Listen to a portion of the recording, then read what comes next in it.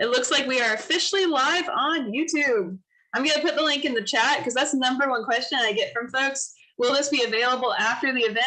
Well, the beautiful news is it'll be available during the event. It's right there on YouTube. You can share it with your friends and family who weren't able to join you on Zoom.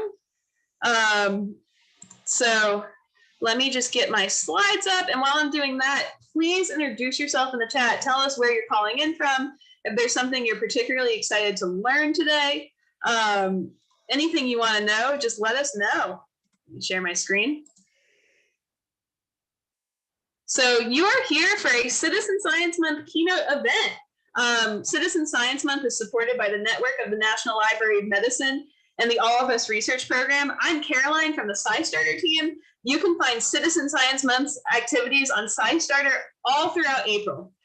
You might be wondering, what on earth is SciStarter? What on earth is Citizen Science Month? Well, we are here to answer those questions with our friends, Dr. Connie Walker from the Globe at Night Citizen Science Project, our featured project for today, and Debbie Winlock from the Page Public Library in Page, Arizona. I know many of you aren't calling in from Page, Arizona. That is A-okay. You can do Globe at Night from anywhere in the world, but we're really grateful to Debbie for hosting us and for all the amazing work she does in her library. So we have a poll before we really dive in. We want you to answer this in the chat. If you're watching on YouTube, feel free to answer in the comments as well. Have you ever participated in a citizen science project before? And if you have participated in Globe at Night, especially let us know that one. We are very curious about that. So I'll ask my colleague Tara from the SciStarter team to read out the chat to me. Looks like we have some no's to start with. Oh my gosh.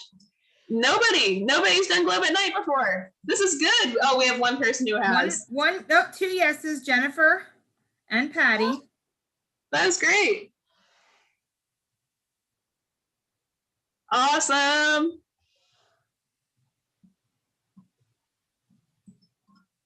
Couple more yeses, but mostly no.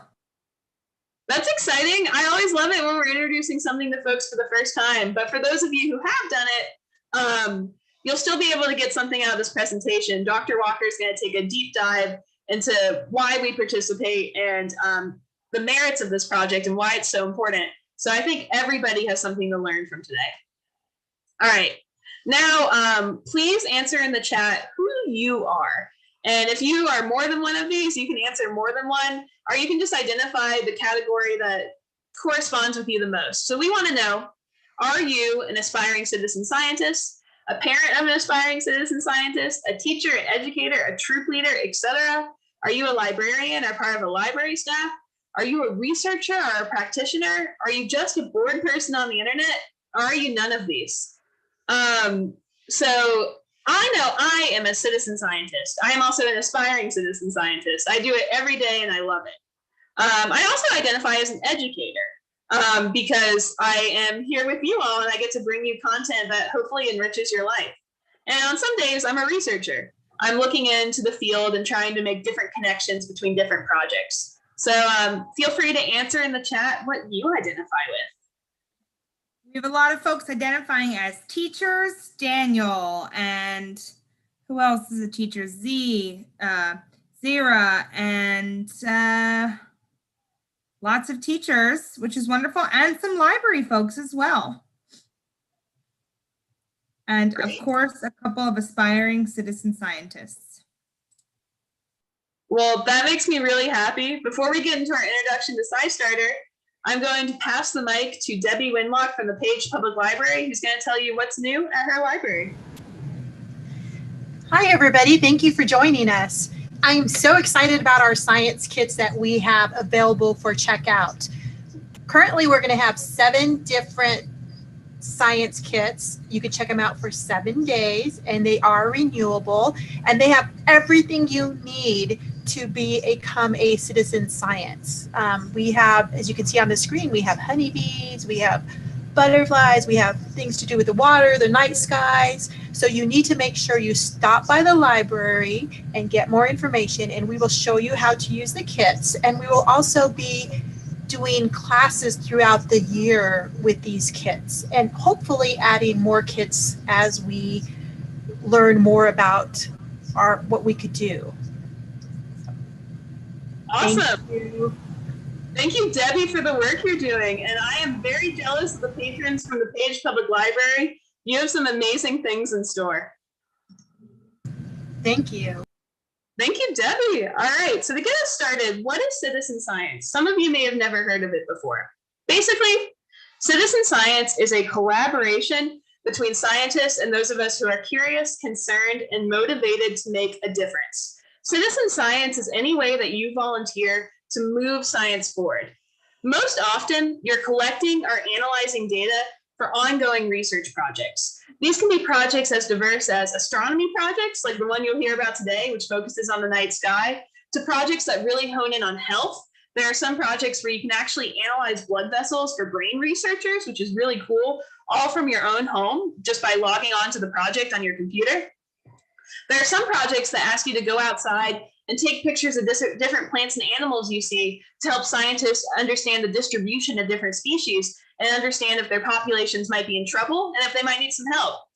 All of these are citizen science projects. Citizen science is as diverse as science itself. If there's a science, there's a citizen science project for that. An easy way to get started is on scistarter.org/NLM. On this page, we invite you to make a SciStarter account. And you might be wondering, what on earth is SciStarter? SciStarter is a place where you can find real science you can do. People add their citizen science projects to SciStarter when they're seeking volunteers. So there are thousands of projects, events, and tools listed on SciStarter for you to discover. And folks come to SciStarter when they're seeking these opportunities to turn their curiosity into impact. And when you have a SciStarter account, you're able to keep track of your participation. You're able to say, oh my gosh, I've joined over 100 projects. And for the SciStarter affiliate projects like Globe at Night, you know, there are thousands of projects on SciStarter, but only 100 or so are affiliate projects. They've gone the extra mile for you, so you can keep track of the number and frequency of your contributions and your SciStarter dashboard. This gives you bragging rights. You can say, I've done this much on this particular day. And it also gives you a chance to look back and reflect on what you've done. And for programs like the one we're doing today, we can look back for everybody who's joined through the NLM page, how many contributions we've galvanized for Globe at Night, so we can understand the collective impact of these particular programs, because we're so much stronger when we're together. So if you go to scistarter.org/NLM, it makes the main SciStarter website a little bit smaller, because we understand that having thousands of opportunities to contribute can be a little overwhelming to folks. So when you go to scistarter.org/NLM, you'll be able to see some of the featured projects. You'll be able to find a tutorial to get you acclimated to citizen science. And you'll also be able to find instructions for today's featured project, Globe at Night. But the first step when you're on this page, we ask you to make a SciStarter account. So please, please, please feel free to minimize me right now and go ahead and type in this URL to your browser and start participating in Globe at Night. We have another page that we'd like to refer you to, scistarter.org/training. We have a new updated tutorial offered in English and Spanish on this page. And if you're looking for more ways to showcase your involvement in science, maybe you want a badge for your LinkedIn profile to show folks that you have really accomplished something for science, you can do that through this training page. So that scistarter.org/NLM URL and the scistarter.org/training URL, those are kind of our two highlighted URLs for today, because on the first one, you'll be able to find out more information about Globe at Night and other Citizen Science Month featured projects. On the second one, if you so choose, you can do an additional citizen science training and get a badge to show how you understand the foundations of citizen science. So Globe at Night, I love this project. I love being able to make a difference to help understand light pollution. And I love being able to help Dr. Connie Walker by contributing data. So I'm going to go ahead and pass the mic to Dr. Walker. If you have questions for her throughout her presentation, feel free to throw them in the chat. We have ample time for Q&A today. But that being said, I'm going to go ahead and let Dr. Walker take it away. Thank you. Thank you very much. It's such a pleasure to be here. Let me get it set up a little bit here with the screen share. Okay, there we go. And hopefully everybody can see the screen and they can hear me well. As Caroline said, my name is Connie Walker. I'm a scientist at an institution called Noir Lab, and it's an acronym that's basically your national observatory. And I've been asked today to talk about measuring the light in the night with the Citizen Science Program Globe at Night. And I'll tell you, just as Caroline was saying, these types of projects that are offered on SciStarter are where that scientists truly, truly, truly need your help. And the sky basically is endangered at this point, and I'll explain why. So typically, I'm embarrassed to do this, but they asked me to talk a tiny, tiny bit about myself. And for those of you out there who may relate, I am actually second generation in the United States. My main inspiration was my family, who made it possible for me to be the first in my family to go to college. And I had two other inspirations. One was the Apollo 8 spacecraft orbiting the moon on actually Christmas Eve a couple decades ago. I won't say how long ago. And taking this beautiful shot, the very first shot of Earthrise over the moon's surface. And of course, I was also inspired, as everybody else was, with the moon landing. But that Earthrise photo, oh my gosh, no one had ever seen anything like that from Earth, from space. And that inspired an entire generation of kids. The other source of inspiration for me, I have to admit, was the original Star Trek series. And although it took a couple more Star Trek series before women actually took on a significant role, it was kind of an inspiration when I was very young. So the third photo here is where I live now. I did grow up in the Northeast, but now in the past few decades, I've been down with the Saguaros of Tucson, Arizona, where I went to graduate school. And there you have it, my short intro. But now to sort of get you into the mindset of what I'll be talking about, I would like you to imagine living next to the most beautiful green meadow, just filled with flowers and trees and a trickling stream. And the whole area is just teeming with wildlife. And this place has been in your family for generations. You treasure this place. It's inspired your grandfather to become a writer, and your mom to become an artist, and you to become a musician, and your daughter to become a scientist. What would you do if one day you found this landscape and the water polluted? Now imagine the landscape is the sky. And it is the most beautiful starry night sky you have ever seen. So many stars that you cannot tell one constellation from another. And the Milky Way is arching overhead so bright that it casts a shadow of you on the ground. Scenes like this actually do exist, but are slowly disappearing. So imagine now that you live in one of these cities. You see here, what kind of night sky would you see? Would you see the stars? And why or why not? And I can imagine you all know the answer, why or why not. And you can imagine what kind of sky you have. But you may not know that the rate of growth of light pollution is actually more than the rate of growth of the Earth's population. And with about 80% of the people in the United States never having seen the Milky Way because they live in these cities, people are starting, thankfully, through programs like Globe at Night and other programs, they're finally taking notice that the night sky is actually a treasure that should be protected. And we're going to go through a little bit about some of that protection. But first, I wanted to remind you that you actually can do something from where you live. I'm sorry, I should actually talk about this first. I am an astronomer, and I am very biased about protecting the night sky for reasons of, to have to do with astronomy and astronomical research. But there are other things that we lose when we do not view a pristinely night sky, dark and starry night sky.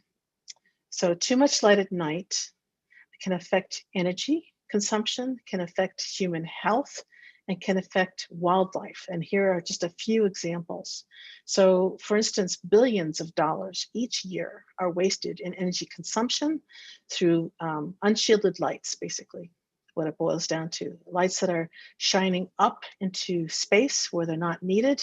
And also these lights stay on longer than they are needed. And then there's situations where like for me, I'm getting old enough where glare is affecting my eyes at night, and it creates hazards, and that can be avoided if the light, if the like the street light, for example, is properly shielded.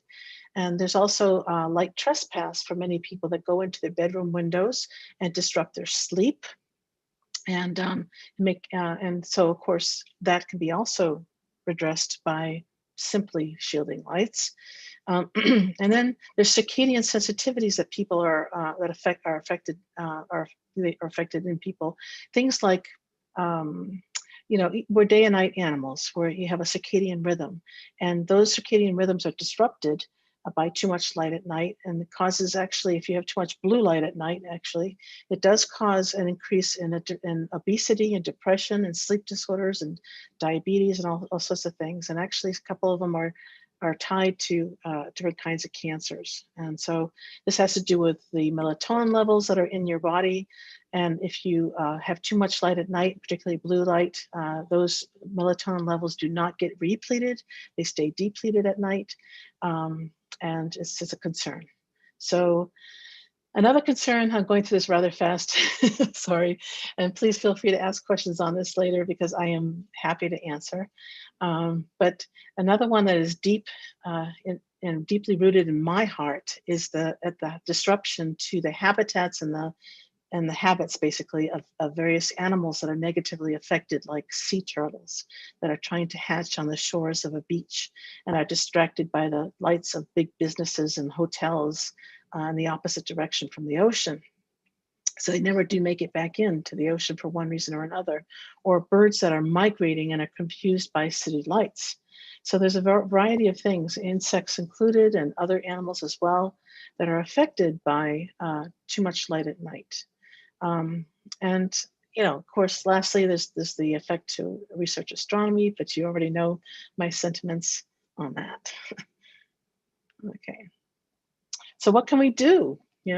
Simple. It is probably, of all the kinds of pollutions that are out there, water, air, light pollution, it's probably the easiest to fix. And you can start at home, and you can just ask yourself, does the outdoor light that I have at my home serve a clear and necessary purpose? Is the amount of light that I have appropriate for the task that's intended, or can I use less? Are the light bulbs that I use energy efficient? Does the light fall where it's needed and not where it's not needed? So is it shielded and basically facing downward, so that you don't see the light bulb, you just see the effect on the ground? Do you have active controls on it, like timers or motion sensors or dimmers, for instance? And does the light have a sort of what they call a warm color? It's like a sort of an amber color instead of a blue color. And so it's less harmful because it doesn't have as much blue content. So if you want to learn more about this, and I just gave you half a dozen highlights on this, and those are the most important.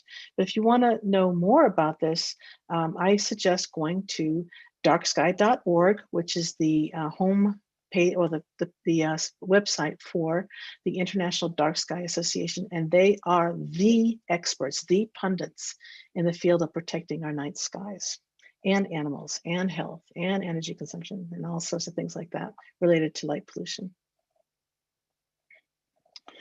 Okay, so this gets me to the next thing you can do, if you so desire, in trying to protect your night sky.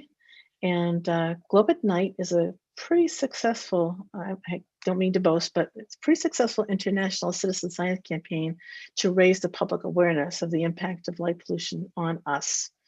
And it's been running for about 15 years. It's been lucky enough to have contributions from about 180 different countries, which is about equivalent to 2/3 of 1 million people participating. And in just 2020, there were almost 30,000 observations from almost 100 countries, and that's pretty good for our little program here. And so worldwide, the campaign has involves the public in recording night sky brightness by matching what they see with their eyes or with the sky quality meter, which I'll go into a tiny bit, with the view that you have from charts that we supply. And this month, the constellation of the month, because it changes almost monthly, but not always, the constellation is Leo. And we pick these constellations so that in the northern and the southern hemispheres, you have constellations that are basically in the top half of your sky that are visible within like the first half of the night, starting with more than an hour after sunset, so you don't have the sun in your view, and also when the moon is not up, because that's a natural light bulb in the night sky, and you kind of want to avoid all types of natural light bulbs, artificial and natural. So no sun, no moon, and in the first half of the night, within a 10-day campaign, my apologies, a 10-day campaign that's every month, and it switches around because you're basically you have to deal with the moon, so the moon cannot be up. So it does change those 10 days every single month. And I just want to bring your attention to these colored dots over here in these maps. And the colored dots are actually very much analogous to the kind of condition your night sky is in. So if you see a very dark dot, that's a very dark night sky. If you see a very bright dot, almost a white dot, that's an incredibly bright night sky. And these will correlate, and I'll show you in a few minutes, to our 7 different charts. That'll tell you what your conditions are in your night sky in terms of the brightness of your night sky. So, and this is about 10 years worth of data in each of these locations for Europe and for the United States. And it's kind of exciting to look at and see. You can see how they correlate with where the cities are actually in the world. So. And this is our lovely web page, and you can see that at the very top of the web page, you have a very important tabs of observe, and that tells you things like the 6 different steps for observing, and it gives you actually the dates for our different campaigns each month. And then, of course, you have the report page, which you can either go directly to, or, and I'll tell you that website in a minute, or you can go just our home page and click on report, and you are there on our report page. Very easy. The maps and data page are exactly what that is, and that's up from all the 15 years, well, actually the 14 years so far, and then you can see the accumulation on on our map page for this year as well, but it's not accumulated as a database just yet. And then the resources have things like postcards and the activity guide itself for this month and for all the different constellations we do. Not only that, it has actually pages in different languages as well, but our activity guides and our postcards are in like almost 28 different languages. So if you have a hankering to do this in another language, or you know somebody in another country that might want to do this, we probably have that translated for them. And just go next. So I was going to go into a few steps at this point, and just to get you acclimated to see how easy it is to do globe at night. So again, to take the globe at night measurements, you want to wait more than an hour after sunset, and I'll give you a website you can go to figure out sunset for whatever night you might want to do this. But definitely you want to wait till it's dark, and that'll be at least an hour after sunset or longer. And then you want to turn off as many lights around your house as you possibly can, and still stay safe when you're outside. And you want to, very, very importantly, actually adjust your eyes to the dark. So what they call getting dark adapted. And that takes about 15 minutes for most people. And but the measurement themselves take only 30 seconds. So sorry about that, but that's what we have to do to take accurate measurements. And so for this month, as I mentioned, the constellation is Leo. So you're going to try to find that constellation in the night sky. We give you a few hints on our website, but if you really want to be pretty certain about where it might be, there's apps like Star Walk that might take you exactly there. And for us this month, for instance, for the most part, if you know where south is and where east is, Leo is going to be halfway in between southeast, and you just look about 2/3 the way up into the sky, and you'll see this beautiful backwards question mark, very distinctive, with the point or the dot in the question mark being the brightest star in Leo, called Regulus. Okay. And it's very, very exciting. It looks just like it was in that last slide, except without the lines, obviously. And then to take measurements, you can go to the Globonite homepage at globonite.org and click on the report page, as I mentioned, or you can take this address that you see with the word web app attached to the homepage address and just go there directly. And actually what you'll notice, I have to mention, is that you'll see something that says, will you allow the location access? And we do not keep any of your, what I should say, your addresses or anything like that. But in the database, we won't know who it is because we don't keep your personal information at all. But your latitude and longitude is translated from whatever address you're going to be putting into this. And we do not keep the address, and we don't know that that lat long is yours. So, anyways, if you allow the app to access your lat long from the cell phone itself, then you don't have to put it in. So it's pretty exciting, and I'll get to that in a second. Pretty easy. So again, the first steps are when you made your observation and what time. And this, because you're working with, most of you are working with a smartphone. If you have a smartphone, it's going to be put in there automatically, which is really, really cool. Another thing to note underneath step 1 here is that you have a nighttime version that will make the screen sort of a pinkish color so that it doesn't act as a light source again. And then obliterate your ability to judge, what kind of night sky you have in terms of light pollution. So that's awfully great to turn on. And then usually, if it senses what time of night it is, it turns it on also automatically. And then in number 2, as I mentioned before, you're going to be putting, if you're at the Eiffel Tower, you can put in Eiffel Tower if you want to, but if you have it at your home and you want to just put in the nearest street corner, that's fine. If you want to put in your exact address, again, that's not kept at all. It just automatically translates that to a latitude and longitude and puts that in our database. And we don't know who you are, so don't worry about keeping your personal information in that regard. Okay, so, and then we have various charts, and I'll get into a little bit more about that in the next slide or two, but we have various charts that you'll see that to determine the levels of light pollution where you live. The one you settle on is going to be your measurement, so I'll get more into that in a second, but there's 7 charts, and each chart is going to show progressively fainter stars. So more and more stars will appear as your skies get darker, basically. And so chart 1 just shows a few stars, and it's like what you'd see in a major city like New York. So unfortunately, there's maybe a dozen stars you can see if you have a chart 1 kind of condition. And then in chart 7, you'll see it'll be more like what you see in a national park. And in that instance, you might not even recognize Leo because there's so many stars. And so these are just charts 1 through 3 shown here. And let me see if I could. Oh, actually, you don't see. Sorry, this one you see just charts 3, 4, and 5. But in this next one, you're going to see charts 1 through 3. Sorry, and you'll also see Leo outlined, and you'll see that backwards question mark that I had mentioned. And I'm going to show it with my cursor here.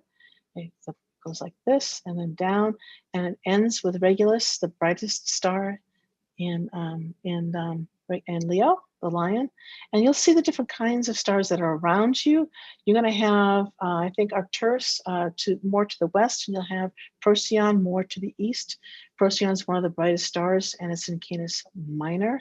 And you also have, I think, a little more south and east, you'll have Sirius, which is one of the brighter stars. And you'll have Castor and Pollux, if anyone knows the Gemini twins. And those 2 stars are quite close to Leo too. So there's various ways of finding. Some people use the Big Dipper and use some of the pointer stars actually to get eventually to Leo. So there's a variety of things you can possibly do. And again, you're looking at progressively, as you go from chart 1 to chart 7, you're looking at darker and darker skies because you see more and more, see fainter stars, so more and more stars. And here are the charts 4, 5, 6, and 7 to illustrate that.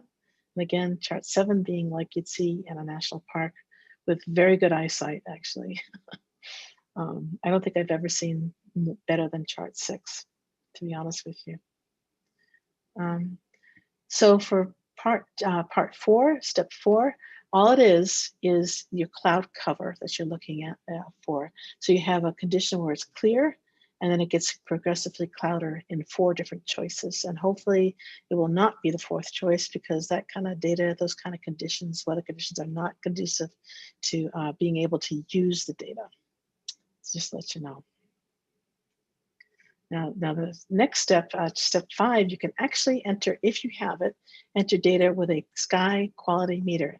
And this is where the libraries come in, and how fantastic, like the Page Library and other libraries are in having these kits that you could check out. And in the kit is a sky quality meter. So you don't need to go out and buy it, because it is $135. But if you say you're using it for Globe at Night, they actually give you $50 off, but usually you might have to go through me to do that. But that's something to know. We have a kind of arrangement with the wonderful people at Unihedron, which is the company. So the sky quality meter is basically, it fits in your hand. It's no bigger than a pack of cards, basically. It is battery powered, and it's very, very easy to use. And I'm going to go over that in just a minute here. Okay, so this drawing is actually not too correct, because that person should be holding the sky quality meter, or the SQM, directly above their head, right at zenith, not at their eye level, because you don't want anything to obstruct, including your head, anything to obstruct your view if you can help it. So after you press the button to take the reading, the SQM will actually beep. And if you are in a very bright area, it's not going to beep much at all. In fact, you'll have the number appear quite quickly. But if you're in a very dark area, it's going to go beep, beep, beep, beep, and you have to kind of not move until the beeping stops, which is usually just a few seconds. And that you'll have a pretty dark area that you're probably taking data in. And both times you can read off from the if I see if I have it. You can read off here. You see, you can read out the numbers, and where you start the measurement is actually at the start button. And I forgot to mention that the photometer, or the sensor, actually is at the very top of the device. So very, very easy to use, and the numbers that appear are kind of strange numbers. And it's like those charts where the higher you go with the number, the darker the sky you have. And this one is not just measuring magnitudes, which is a brightness, like what you're doing with your charts. You're actually measuring brightness per unit area, just for those of you who might be interested. And we advocate please taking a few measurements, and then you can average them or not, whatever you'd like, and then putting them into our report page as part of step 5. So, okay, so just to remind you, it's really good to take observations after the sun has set, about an hour after, so that you don't have any contribution from the sun itself. And then also you want to take it when the moon's not up, and obviously our Globe at Night dates are built so that the first half of the night is not when the moon is up, so you might want to pay attention to the dates for Globe at Night. But then again, if the moon is not up and the sun is down, you can also take measurements at other times. It's quite acceptable.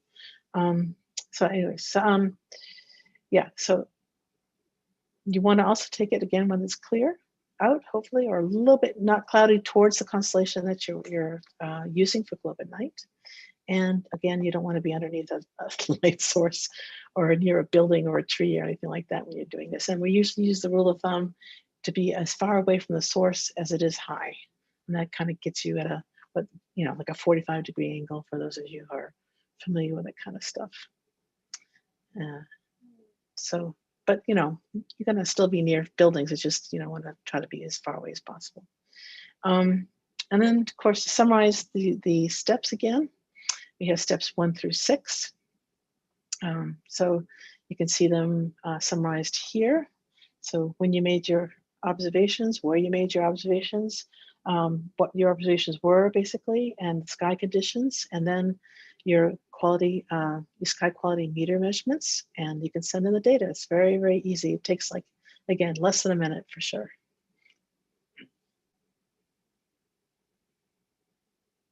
And just step 6 is submitting the data. Very, very easy. And you'll see that this data If you have a SciStarter account and you would like to earn credit for your contribution to Globe at Night, you can enter the email you used to create your SciStarter account, and you'll get credited for that. And then just hit submit there. So it's really very, very nice. SciStarter allows us, I have to say, because we don't usually record any data on who the volunteers are that or who the scientists are who take the data. So we rely on SciStarter to make that connection to any volunteer who would like to connect with us. And that's really, really nice. And then we can have conversations and stuff like that on any questions they might have or anything else they might want to ask. So there are just a few things sometimes that I like to go over, examples of ways the data has been used. And I have to say that comparing the data over time is probably the most useful and the most exciting in a lot of ways, because we keep track of the changes that have happened to various locations around the world, and whether or not those locations might need, for instance, to make their lighting laws stronger or take other types of actions. We have different kinds of research things we like to do. We like to find sometimes where these dark sky oases are to know where to go to observe if you want to take out a telescope or a pair of binoculars or just enjoy the night sky. There are various lighting surveys and actually monitoring the compliances of various ordinances in various cities, because a lot of times there are laws that are made, but there's no operating funds to do some ordinance checks in the city. And sometimes people just want to know what they can do if a big box company is not lighting the way the laws in the city have it. So you might just kind of encourage them to make changes in their lighting plans. And then there's various kinds of really wonderful research that has been done in all these different areas listed here. And I was going to give you just a couple of those as examples. I think one of the most fun ones that we've had is that these students, and they were literally elementary and middle school students, and there were about 3,400 of them in a district that all participated in Globe at Night, and they asked how much of the night sky had they already lost. They really only took the first 6 of those charts, and they didn't really do anything with the 7th chart. So they were comparing what they lost with chart 6. So they found it was 9 times worse in their city. It might have been worse if they had compared it with chart 7, but that was pretty darn cool. And not only was that cool, they wanted to know how they could visualize it in a way that would make sense to them and to others. And they developed this Lego map, and it was 6 levels high, each level representing a different chart and a different color. And they had 35,000 pieces of Legos. They took away about 12,000 to represent the Globe at Night map. And they found that their city was mostly like a magnitude 3 or 4, or chart 3 or 4, I should say. And this was for 1 year. They would go to different libraries, and they would display their map, and they also displayed it, I think, at the city hall. But I thought that was really a great way for libraries to get involved in this kind of a venture. I thought you might want to see that. And another was a high school, two high schools, some kids from 2 high schools and amateur astronomers in this particular city that wanted to make a grid map of their city and present the data to their city council, because especially the university area, which is that big square in the center, had these big monstrosity of globe lights, which are not shielded whatsoever, and the light goes everywhere. And they wanted to change that and change the laws primarily. And they did. And it took 2 years, to be honest with you, but the laws were changed and made stronger for their lighting laws in that particular city. And then Tucson, I have to brag about this, was a really wonderful event that took place where the National Geographic has a BioBlitz, they call it, where they support a national park to hold a sort of biodiversity kind of event. And one of the things we proposed in this instance was to do basically Globe at Night and do a survey within those 2 parks. They flank either side of Tucson. And then, of course, across 4 major streets of Tucson. And the Boy Scouts took care of the park to the west of Tucson. The park rangers, because it was backcountry, took care of the park to the east of Tucson. And then amateur astronomers and the general public did 4 major streets and took data along those 4 major streets. And they found that the downtown area was about 100 times brighter than the easternmost portion of the Rincon Mountains, far to the east. That was the most dire measurement taken. So it was kind of interesting. And this, of course, made media and TV and all that stuff like that. And lastly, I wanted to show you this wonderful, another project we have with undergraduates, actually, and the Arizona Game and Fish, who had data on 13 bats, lesser long-nosed bats, which are a threatened and endangered species of bat. They wanted to know whether a particular corridor that hugs between the city center and the mountains in Tucson had to be more protected. And after a lot of research and a lot of number crunching in ways I've never experienced before, they found that there were 3 things that influenced this the behavior, basically, and light pollution was only one of them, and they didn't feel that was a strong enough evidence to create stronger laws, which are already strong in Tucson, I have to admit. But it was an exciting project, nonetheless. And so these are the Globe at Night dates. I just wanted to show you here. So we're in our April, month of April, and it started on the 3rd and is going to the 12th. So you still have plenty of time, like a week or so, to get involved if you'd like to. And there's many others, including one that's not shown here during Christmas vacation. The week between Christmas and New Year's. There's also another one you could find online if you'd like. And with that, I think we're just about closing here. And I just want to say, thank you for thinking about becoming involved, because, our natural instincts are to basically push for more and more light. We have to remember to simply look up and enjoy our cultural heritage that we want to impart to future generations, and that beautiful starry night sky. And I hope that you will come along with us and be willing to protect it. And thank you very much. All right. Thank you so much to Dr. Walker. That was so informative. We have some time set aside where you all can ask her questions. So get those in the chat. And if you're watching via YouTube, I'm monitoring that as well. So don't be shy about chiming in via YouTube. So I'm going to go ahead and share my screen and get our little question slide up. So let's present questions. All right. Well, I'll start off with one. And I want to ask kind of from the perspective of Debbie Winlock, our host librarian today from Page, Arizona. Dr. Walker, I know you're based in Arizona. For the Arizonans tuning in, what are some cool Globe at Night fun facts you might have for them, or some particular relevance to where they happen to be? Fun facts for Globe. Well, I would say that the kinds of research that we've done with the bats are one of them that's based in Tucson. And the fact that we had that bio blitz, to me, that's why I showed those 2 things, because I thought, for the Arizonans in the audience, they might be able to relate to that. Those were incredible projects. And I think we've inspired, for instance, the International Dark Sky Association to do another bio blitz on their own for the Tucson area. But if anyone's interested and they want to try something like that, they can contact either me or the International Dark Sky Association at Dark Sky.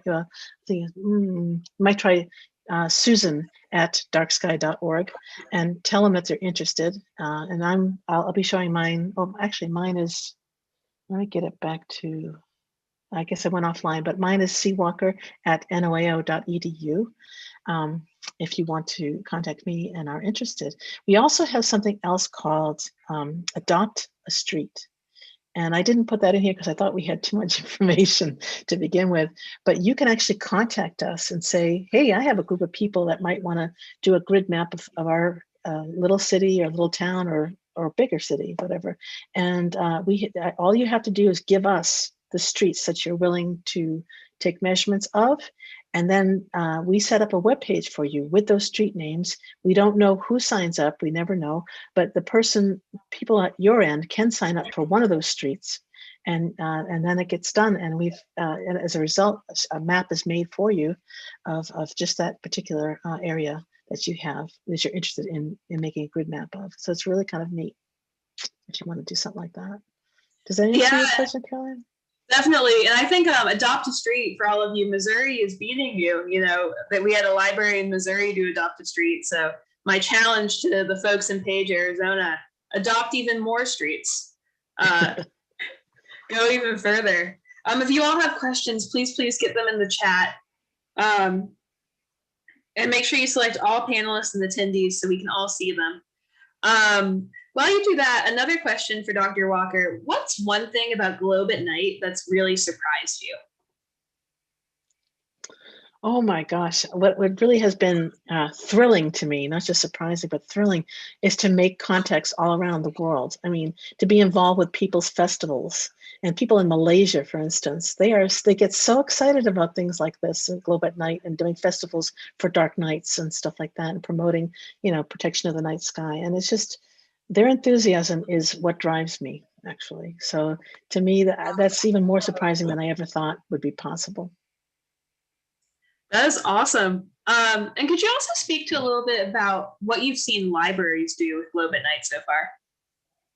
Well, libraries, I think the ones primarily in Missouri, and I think there are like 39 other libraries that might be around the nation, but the ones that are in Missouri have their act really together. They have a telescope loan program, and that merged with Globe at Night is very, very powerful.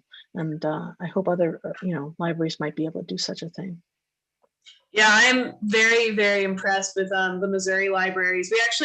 We interviewed them for a podcast that we did at SciStarter. I'm going to put the link in the chat, where they talked about how they've really taken it to the next level. Like, they lend out the sky quality meters in their library. They have people participate through SciStarter so they can keep track of the number and frequency of participation. It's just really cool stuff. Yes. Dr. Walker, is there anything, like, any advice you have to people who might be scared to participate? I think that's the number one question I get at SciStarter, people who are worried that they'll do something wrong and mess up the data. What would you say to those people? Well, no, you won't, not at all. First and foremost, you want to go out and just enjoy the night sky, right? If you can, and once you're out there, just take out the app.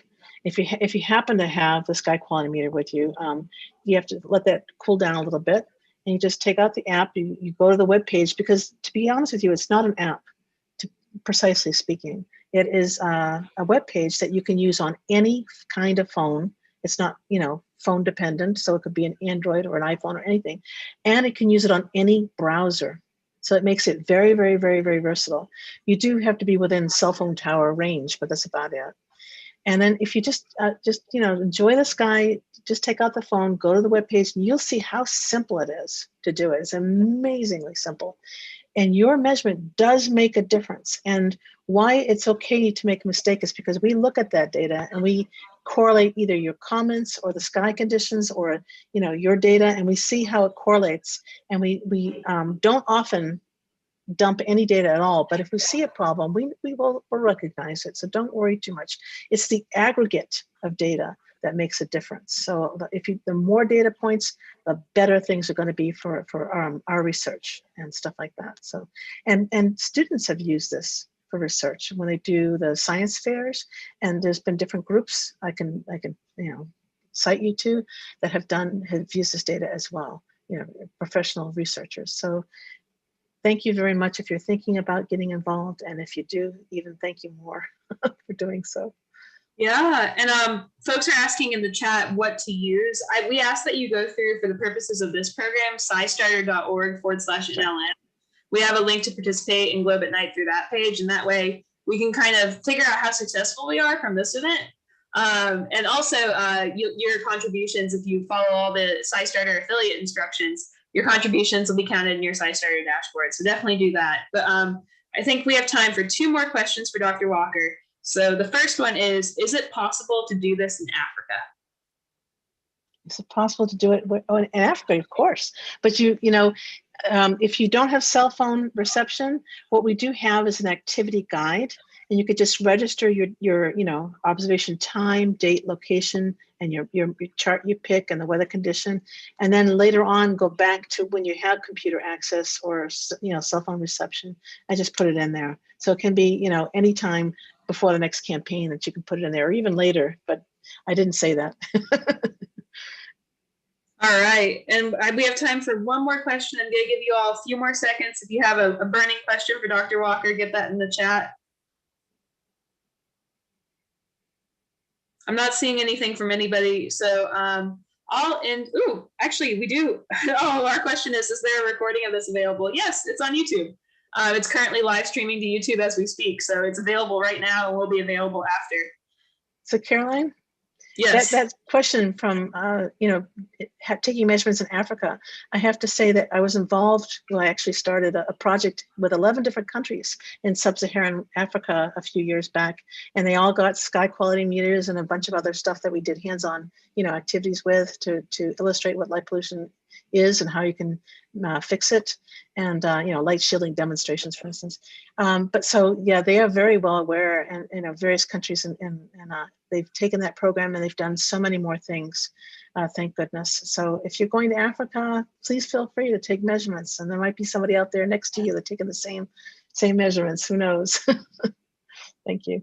Yeah, and our last question in the chat is, I am curious if the Dark Sky Meter app is as efficient as a photometer. We actually did correlations. I had some students that worked with me who did some correlations, and it's good, but it's not perfect. And I can't remember exactly what the offset was, but there's a tiny bit of an offset between them. And it's not, how can I say it? It's not a linear thing. It's a logarithmic thing. Sometimes this error. So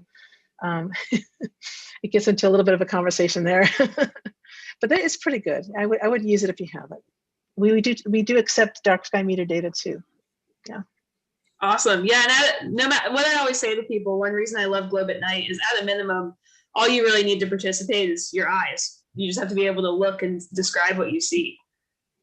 Yes, that's right. Great. Dr. Walker, any closing messages for us before you go?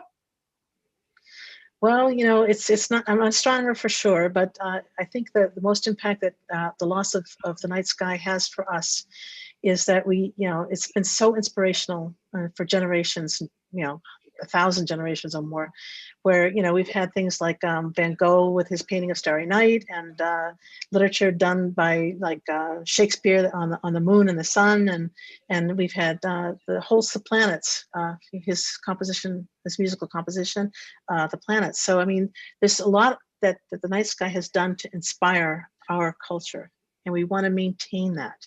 And the only way we can do that if we all act as stewards of the night sky and do as little as I've mentioned here to actually protect it. So thank you.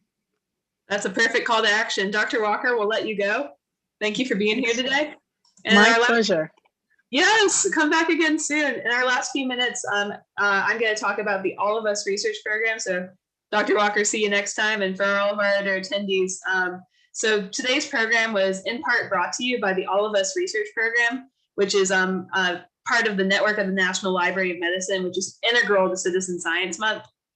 If you're looking for more ways to participate in citizen science, the All of Us research program is an amazing thing to participate in, because it's a precision medicine initiative. So precision medicine is an emerging approach for disease treatment and prevention that takes into account individual variability in lifestyle, socioeconomics, environment, and biology. So basically, the All of Us research program wants every single person in the United States to receive the best care possible. So precision medicine already exists. There are some examples in your daily life. The glasses I'm wearing, that's my prescription. If you all put my glasses on, you'd say, wow, this is very strong. But they wouldn't really work for you, most likely. That's because they are prescribed just for me. Same with insulin pumps, blood transfusions, and hearing aids. These are specialized for each person. It's not one size fits all medicine. So that's what All of Us tries to get to. By going to joinallofus.org, you're able to sign up to send in samples and to take surveys. And if you're in the United States and over the age of 18, you can help the National Institutes of Health and the All of Us research program come up with cutting edge precision medicine initiatives to make everyone healthier, to end one size fits all medicine by making things more personalized. This is a big priority for the National Library of Medicine. That's why they help support Citizen Science Month. That's why they provide these open source online tutorials. They help increase diversity and participation, and they help promote programs like this one, focusing on projects like Globe at Night, because citizen science is such a powerful tool, because when we all come together, we can do so much more than we could as individuals. They want to support other citizen science projects, and also they want to spread the word about the All of Us research program. So how can you join? Go to joinallofus.org/NLM. Start participating. You can contribute samples like blood and urine, or even just fill out surveys. But nonetheless, just signing up makes a big difference. And it'll keep you in the loop about this exciting initiative and this cool part of citizen science. So thank you so much to the Network of the National Library of Medicine and the All of Us Research Program for sponsoring today's program and telling us how we can get involved in Globe at Night. And if you all feel so inclined, you're invited and encouraged to participate in the All of Us Research Program if you're over the age of 18 and you're in the US. Let's make a difference together. I also wanted to close by giving a shout out to the Field Guide to Citizen Science. This is SciStarter's book, and the Globe at Night project is featured in this book, along with so many other citizen science opportunities that you can get involved with. If you're not, no matter where you are in the world, you can probably access the Field Guide to Citizen Science through your library. We recommend library e-media. Ebooks are really popular these days. And many libraries also have a physical copy.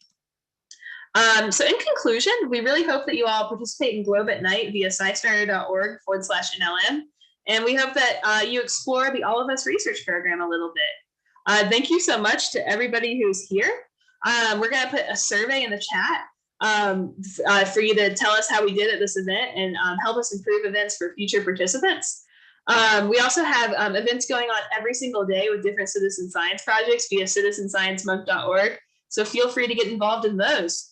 Before we go, I want to pass the mic back to Debbie and see if she has any further call to actions for the Page Library community. Debbie? Hi, thank you. Thank you for putting this program on together for the library, and I thank everybody that's joining us. Remember that we do have the citizen science kits at our library, and we also encourage you to get on Science Starter. The library will be involved in it for years to come, and we're excited to add new kits together for you to do citizen science. And remember, any age can do this. So get your families, get your kids out there, and let's help our environment and our world. Thank you, Debbie. You're awesome.